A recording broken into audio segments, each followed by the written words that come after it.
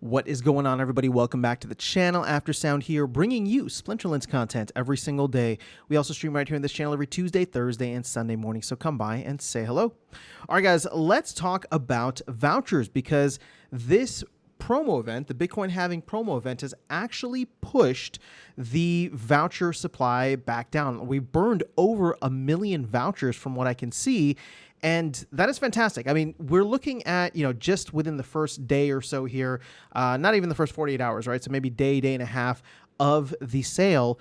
And we're already at 166 million DEC or credits collected, which means that there's been a significant amount of these cards purchased and minted, which again, I don't know that those cards are necessarily going to have they're not going to be super expensive, especially on the secondary market, because I think people are trying to participate in that way or whatever it is and get all those prizes.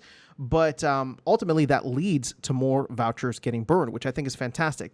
Now, the thing is, 1 million vouchers for an event like this is okay, right? I think when I did the math earlier, if we were really trying to calculate how much could be burned, had everything been spent in vouchers, when this was a burn event and not like a team revenue event, I think we were looking at potentially 6 million vouchers, which would have been a real game changer. Now, outside of that, we could still expect, since vouchers can be burned for half the cost off, so you can burn half the amount of vouchers if we do get those, the 5,000 BCX of each, or 5,000 and I think 50,000 BCX of the rare.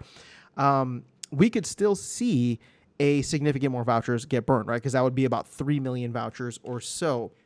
Now, obviously, the sale is still going to go on for another couple of weeks here, but ultimately, I think this shows that one, there is an appetite for this. Still, people are still buying cards, and granted, there's the titles and prizes and all this stuff. So I don't know what future cards or future events and promo card sales will look like, but even if we only burn 1 million vouchers, if the team is planning to do, let's just say 4 of these, one per quarter over the next year or so, I mean, that burns 4 million vouchers per year with just these promo events. And keep in mind, we mint about 14.6 million vouchers per year. So you take into effect, or you take into account the fact that we burn potentially 4 million here, right? We would burn a significant amount as well for any kind of mini set if that does come out later this year.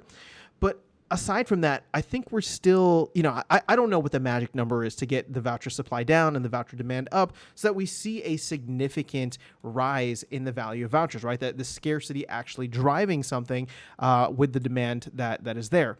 Now, obviously, land would be something cool. Guilds would be something cool. It'd be awesome if there was an infinite voucher sink somewhere. But, I don't know where those things are going to come. Now, I do have a bit of an idea here, and this is still, relatively new in my head, but we always wanted a voucher shop. We were promised a voucher shop. We never got it. We have a glint shop now. And I would like to know, so please feel free to poke holes in this if I'm not thinking through this appropriately.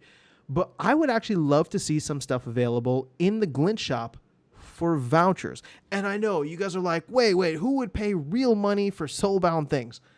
A lot of people. That's literally all of Web 2, right? So I don't know if it would be a special chest, and maybe you can only do 1 a day or 5 a day, whatever the number is, right? And maybe it's a special chest that has some kind of random item in there, or maybe increased rarities, drops of cards, or increased jackpot chests for merits. Something like that would actually be really cool. And again, it's totally optional, right? You can buy you can even buy it in glint if you want. But if you wanted to use vouchers, and maybe it only costs a voucher, maybe it costs, I don't know, 5 vouchers, whatever the case is, right? At this point in time, I'm thinking about it. I'm just if you do something simple, right? And it's just a chest that you can buy maybe 1 or 5 of every day. Let's just say you can buy 10 of them every single day. And it's not something that's game breaking, but if you just want a little bit more, you don't want to pay for the energy, you just want a little bit more on the prizes to see what you can get, right? And these, I think, would also have to include merits and potions and all that. So you're rolling the dice here on that potentially.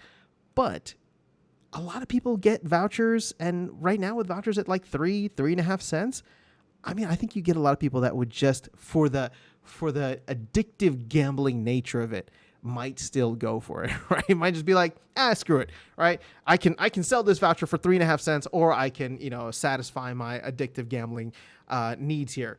So I'm just trying to think through other areas in which we can have ongoing syncs and what the other major catalyst would be for vouchers.